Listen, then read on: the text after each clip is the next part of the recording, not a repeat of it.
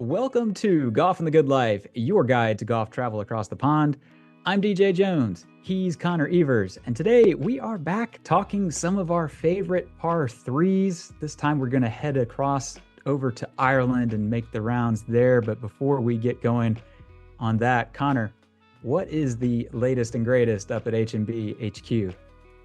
Deej, we are kind of approaching halfway through the travel season ish, if you will, already, which is great. About a third of the way there, so can't believe how fast everything is going, and all is good going into the month of June. So all's good here at HQ. Groups are traveling, field reports are coming in per usual.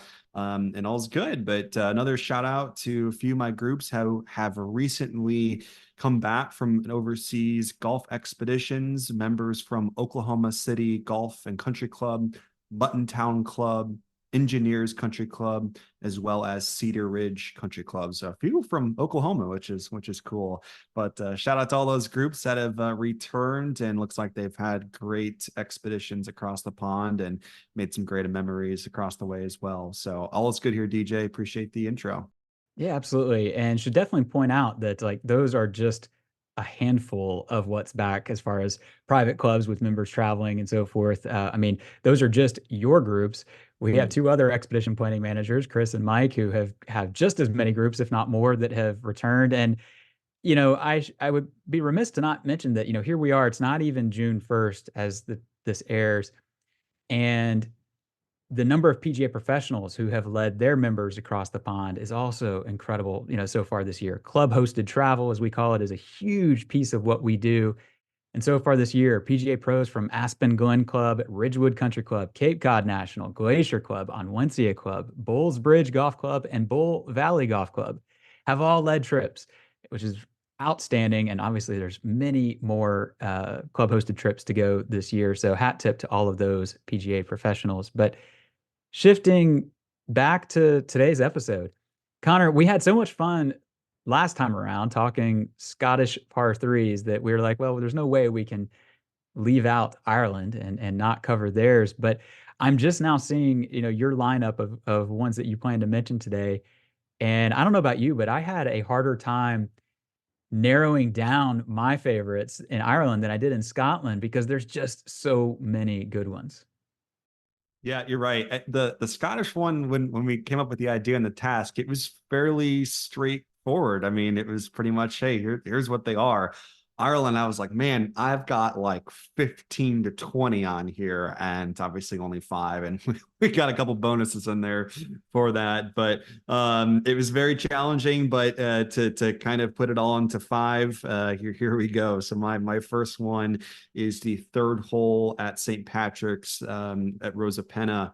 DJ and I, as we've done I think it was 2 or 3 part series of Northwest Ireland, our kind of first podcast series on here. So go back and review that for a little bit more, in depth of the area. But the third, like I said, third hole, the par 3 at St. Patrick's is my first up. It is a very subtle par 3.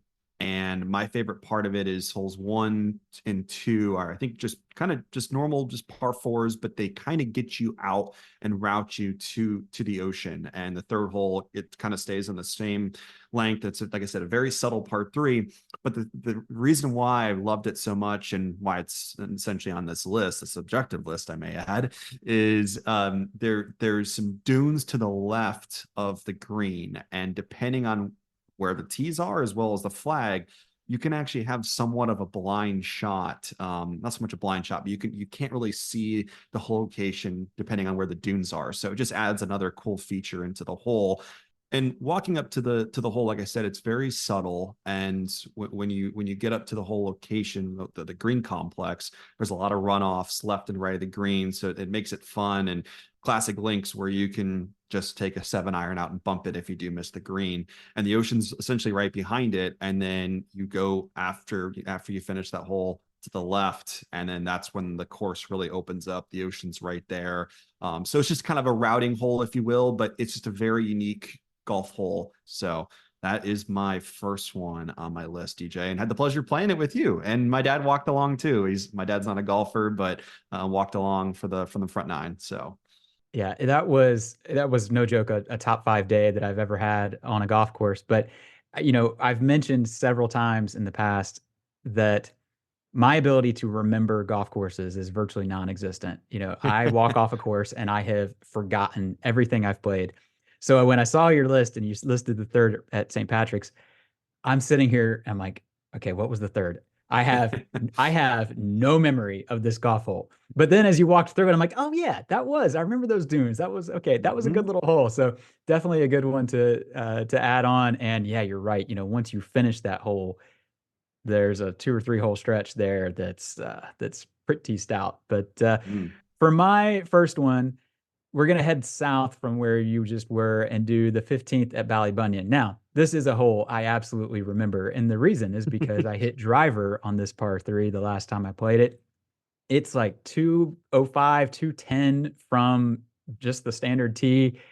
And if there's any kind of wind into you, it will take everything, in the bag some days. The green, the tee to green, there's sort of a slight hollow in between, and then the green is backdropped by the ocean, and it's this great two-tier green there. But it's one of the most photographed holes at a course that is full of photograph holes. And, we talked on the past episode about sometimes it's not so much the hole that makes it special, but kind of the setting. And while the 15th is a fantastic par 3, and it's going to obviously test your long game, for me, it is about standing on that tee box and kind of soaking in that panorama.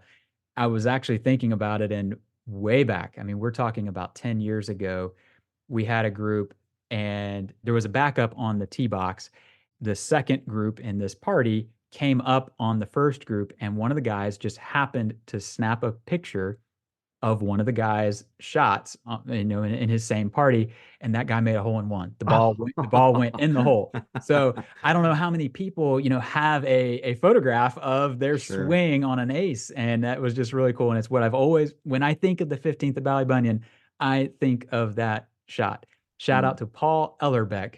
If you are listening, I remember your hole in one. So anyway, the 15th is a great hole. And obviously, Ballybunion, you've got several great options, but that's my pick from there. Love it. That's a good one. That's a great one. My second one, actually going back up to very close to my first one, and that is the sixth hole at Critch Island. You probably, if you haven't heard of it, it's all fair and all good. If you're also looking of the correct spelling at Critch Island, you may think it's Cruit. That's the American way of saying it, but the local pronunciation is Critch Island. And it is so hard to describe this hole. And if you are listening to this, I would hit pause on your podcast. I go on YouTube. I type in Critch Island, Cruit Island, and then type it and then say Haversham, and you'll see the video that we put out, Deej put out. And that's like the best way to describe it, because it's a hard way to put into words what this hole is. And it's a sixth hole, it's par 3. It's over like a natural cavern that has ocean that comes right in, a rocky formation, something out of Game of Thrones that is just incredible, and it makes you stop and like just take it all in. The landscape is absolutely insane, and for them to just find a little narrow path of grass to put a tee box or a couple tee boxes in, and then the green kind of made sense, but it was incredible. In our podcast, we talked about the day we played it, and Deej, you said it perfectly, is it was a sunny hurricane. Obviously no rain, but it was blowing. I mean, 40, 50 mile an hour is that day, It, right? Am it, I it right? was 35 sustained Yeah. at least, and then the gusts were significantly harder. Yeah. So I don't remember the yardage. I mean, I'm going to say 150, 160. And I was just like, I mean, we were taking some videos, and unfortunately we couldn't get the drone up that day because it would have went right into the into the Atlantic. But we were taking some videos from the ground, and I think I hit 3 or 4 golf balls, and just because we were trying to get the video. And man, I was hitting 4 irons and 3 woods and just couldn't get to the green. And one, I hit it really good. It went way over. It was just so much fun. Again, I'm probably not doing the whole justice. I'm not explaining it well. It's just, it really takes your breath away, and I don't really have too many words for it. Like I said, that's why I would say watch that video to get the kind of the gist of it. But it's an unbelievable hole and something you just cannot find anywhere here in the United States. You just got to go over. So Cruit Island is just cool outside the 6 hole too. But yeah. Yeah, I mean that you hit the nail on the head. Then that unlike anything else you're ever going to find anywhere else, that's just Critch Island in Mm-hmm. general. And speaking of not remembering holes and shots, this I remember, and I smoked a 4-iron the first time and like barely got it across the Yeah. cavern. I think the wind, if I recall, was blowing left to right, Yep. but also slightly into us. Mm-hmm. And we had, nobody was on the golf course because who plays in a sunny hurricane? And we finished and tried hitting golf balls back to the tee Yeah, from next to the you're green. If you right. remember, we were like, oh, yeah, let's just try to land. We couldn't Oh. find this giant peninsula on this side, but let's see if we can hit this tiny tee box from 200 yards on the other side or whatever it was. Didn't even come close, but no surprise that that was on your list. A great pick. My next one, we're gonna head, I guess it's east from there and go over to Royal Portrush. The good lifers out there, you hear me say a par 3 at Royal Portrush, you're probably thinking, oh, here comes Calamity. But candidly, Calamity is not a lot of fun. It is a golf hole that just is designed to beat you up. And so for my pick, it's got to be number 6. And this again goes back to the setting. You've played the par 4 fifth. That's one of the iconic par 4s in Ireland, one of the most photographed spots probably on the island. You walk off the green and you really just kind of take a few steps to the left, if you're facing the ocean, and the tee box to the sixth is right there. And there's this great bench that, you know, you just have to take a seat and kind of soak it in. If you're sitting on the bench, behind you and to the left are the White Rock Cliffs as well as Dunluce Castle. And then behind you and to the right are the islands known as the Skerries. They're the name for one of the holes that you'll play further ahead. And then the hole sort of stretches out straight ahead before you. The hole itself, it's a 180-yard par 3. It's pretty straightforward. The green does angle from like front left to back right. It's kind of angled away from you. Think like say number 12 at Augusta, how it's Hmm. got that same angle. It's the same sort of thing. So anything that's kind of weak is going to end up, short right and have a tough up and down, and great movement to this green. No, I don't remember it. I had to pull up a video, but it looks. But I do remember I hit a a weak 6-iron, I think it was, short right, and I got managed to get up and down for par the last time I played it. But it's named after Harry Colt, and if you're a architecture buff at all, sit there and kind of marvel at his work because it's some of his best there at Portrush. But Connor, what is up next on your list? Yeah, so my next one is in Southwest Ireland at Lahinch, the 16th hole. There's a trend I would say with a lot of my holes. They're a little bit shorter and drop shot par 3s. I thoroughly enjoy them. Think they're just fun. You can see the green, you can kind of see everything from above. But 16th is kind of like that at Lahinch. I love the hole so much because 16 it kind of cuts and starts to route you back to the clubhouse, and beyond the green there's a couple, I think there might be homes or cottages within the town of Lahinch, and it's kind of in the outskirts of the town, if you will. So I just think it's just really fun. You've got a great vista of the course, you've got a great vista of the town, like I said, and it's just a really fun par 3 again that gets you kind of back to the clubhouse. I love, some people say, oh, the holes like that, that kind of route you back. Oh, they're just kind of filler holes, and this just isn't. I think it's just a really, really cool hole. All the par 3s are fantastic there. And we have a episode directly just on Lahinch, so go back and listen to that one too. So yeah.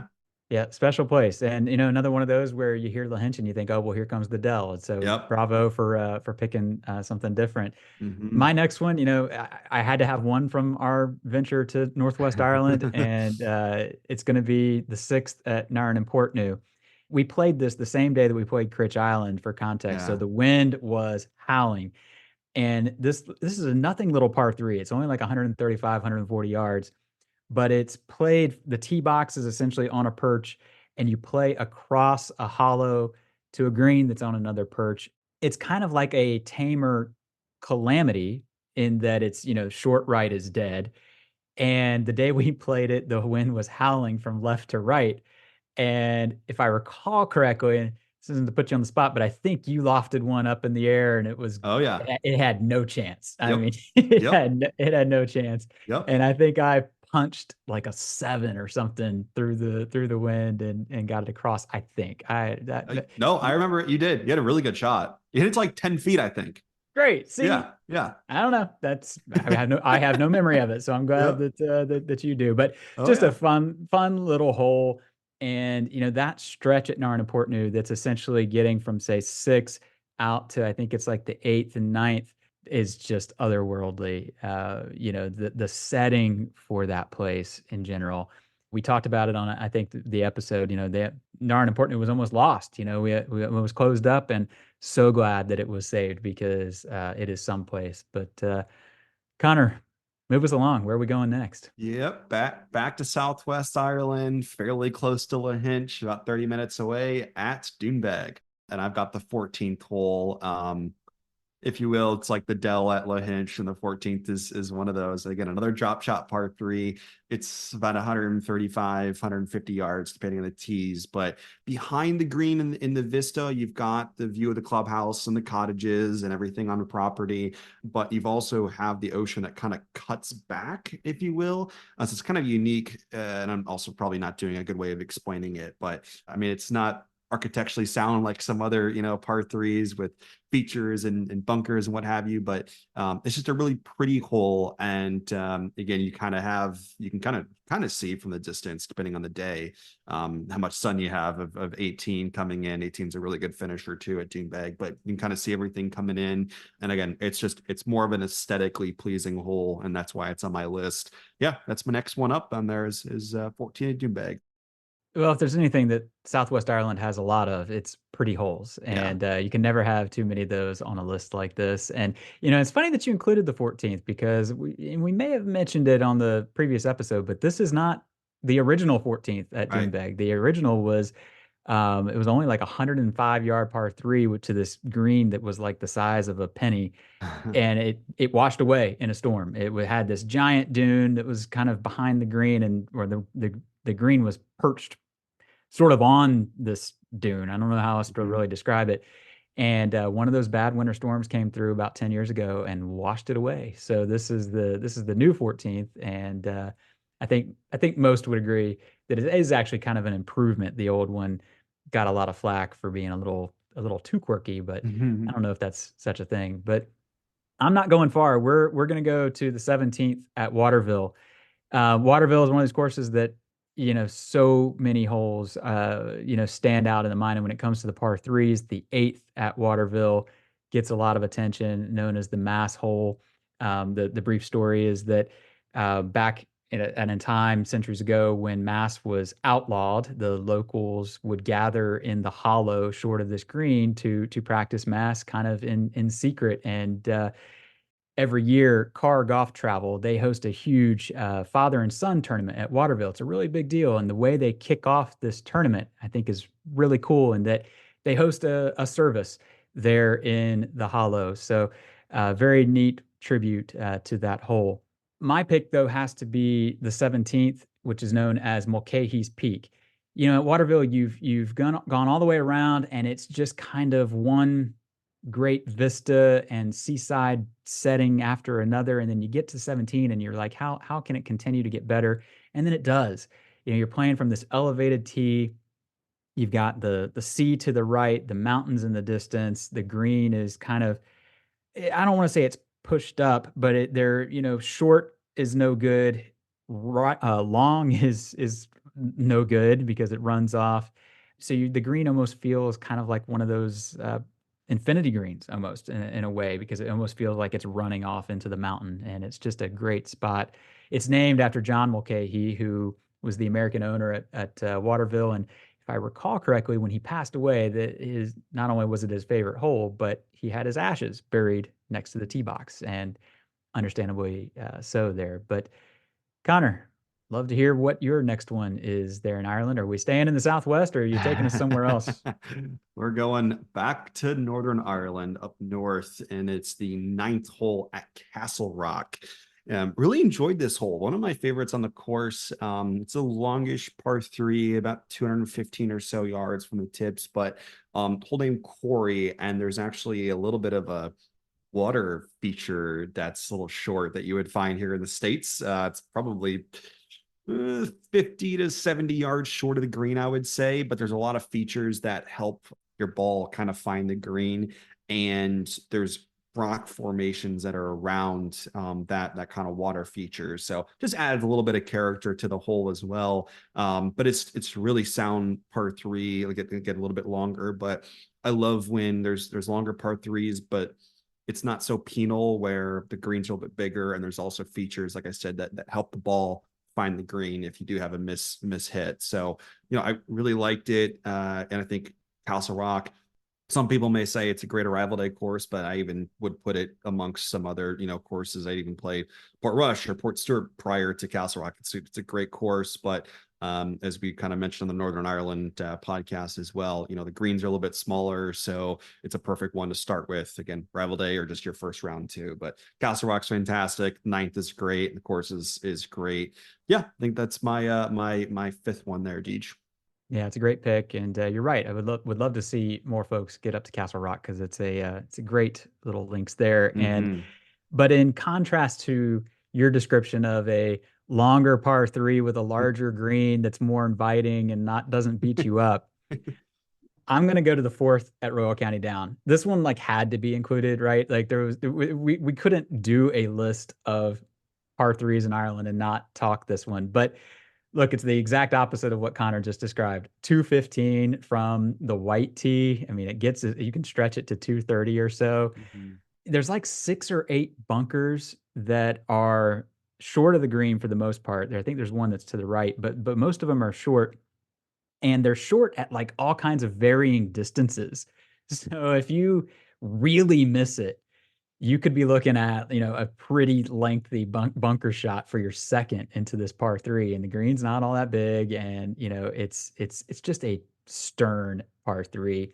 Plays across this expansive gorse, but what makes it special, and the reason why it might actually be the most photographed par 3 in Ireland, is the backdrop. You've got the mountains of Mourne, you've got the spire of the Slieve Donard. It's just an absolutely stunning backdrop from the tee box there. But yeah, it's a stern hole, and don't be surprised if you walk off with a double, because it happens pretty frequently and pretty easily there. But Connor, we've run through 10 of these, and, I should stress, like we did last time, that these are our favorites. This is not some list of best of sort of thing. I cannot wait to see the comments and emails or whatever about which ones we might have forgotten along the way from the good lifers listening there. But, we can't just cap it here. If you had to throw one more in, I mean, there's a lot of glaring ones that we've missed, I'm sure. Which one would you toss? I would probably say the 15th hole on the blue course at Portmarnock in Dublin. I would say this one that just didn't make the list, but it's right up there.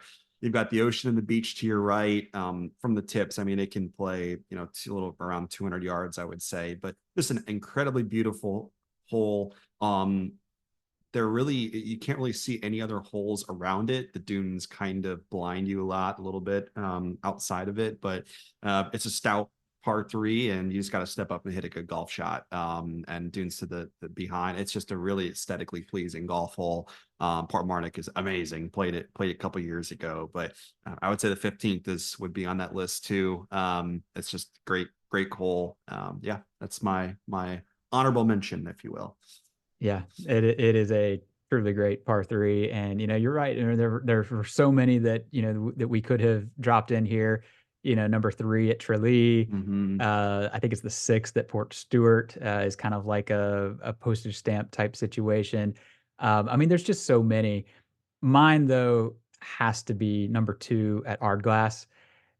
The start at Ardglass if there is a better 1-2 punch than that opening tee shot and then the second hole, I don't know where you're going to find it, because I mean the tee shot on number 1 speaks for itself. We've talked about it, pressed up against the ocean, castles in the background, but then you get to the second hole and it's this par 3, it's basically running uphill, and you've got this rocky chasm where the ocean's kind of cutting in directly in front of you.